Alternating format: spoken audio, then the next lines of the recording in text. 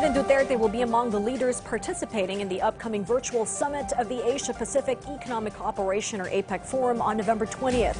Presidential spokesperson Harry Roque confirmed this, the president's attendance in the APEC Forum in a palace press briefing.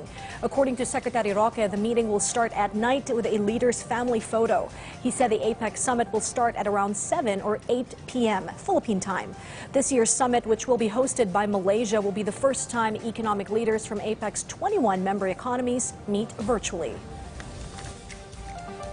Nawala lang po si Presidente doon sa last day. Totoo po yan kasi lumipad na siya papuntang Tuguegarao at saka ng Naga. Pero nagpaalam naman po ang Presidente at naintindihan naman po ng kanyang mga kasamang mga pinuno na ano po yung mga importante mga dokumento. Well, nagkaroon po ng pag-agnusyo ng pagbuo ng ASEAN Regional Center on Public Health, Emergencies and Emerging Diseases.